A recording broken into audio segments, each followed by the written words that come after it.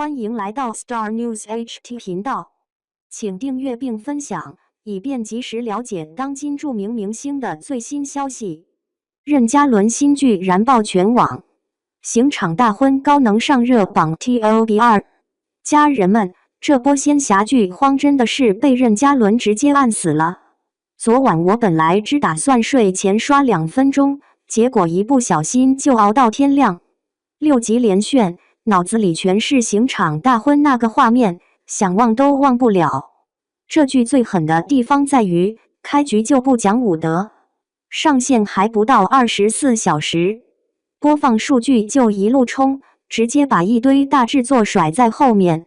更离谱的是，它的热度不是那种买量撑起来的虚浮感，是真有观众在拉人进坑，截图、剪辑、安利像接力一样往外转，所以才会越烧越旺。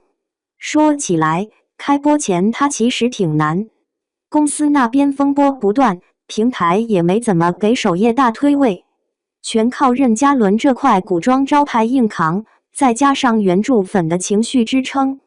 可偏偏就是这样，中午上，下午就冲榜的速度，硬生生把观望的人拽进来。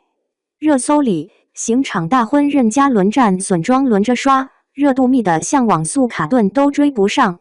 而且这剧吧，最爽的是他不走那套上神谈恋爱慢慢来的老路，编剧直接把反套路写脸上。男主陆千桥是战鬼少主，身上背着5部全诅咒，无痛无畏无眠，还得靠一层层换骨换血去变成人。女主新梅也不是单纯恋爱脑，她背着克夫命，专门找将死之人结婚。第一次见面就把气氛拉到最紧的那种场景，求老李谈条件，后面直接穿着囚服在刑场拜堂。你就说刺激不刺激吧，节奏也是真飞。第3集男主来个炸死，第4集女主提剑士神为夫报仇，第5集人又回来了还失忆。整套剧情像坐过山车，一路往下砸，再猛地拉起来，观众的心率根本跟不上。有人吐槽这不就是把甜度换成刀锋吗？但我理解的就是，他就是想用疼痛感把你定住。再说表演，任嘉伦这次明显是在熟悉的舒适区里发力，白发战损造型再配上凌厉打戏，破碎感和压迫感都到位，眼神戏也还是那个味儿，不靠夸张卖惨，靠克制就让你心头一紧。争议点反而落在女主王鹤润身上，有人夸她把新梅那种莽撞和赤诚演出来了，至少不像千篇一律的傻白甜，但同样也有人很吐槽，觉得她撑不起仙侠质感，和任嘉伦的年龄感不够贴， CP 氛围偏弱。于是评论区就变成两边对打，一边为任嘉伦疯狂加速打 call， 一边觉得女主劝退。所以他到底适合谁？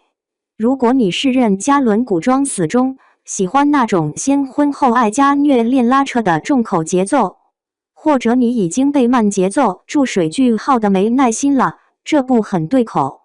但要是你特别在意女主颜值气质，或者对失忆替身这类狗血梗天然排斥，那就别硬冲，先看2集再决定。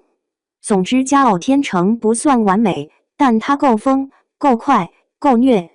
在仙侠剧整体松动的时候，它靠硬核剧情把观众拽回来了。一个周末，真香不真香，你自己去试试就知道了。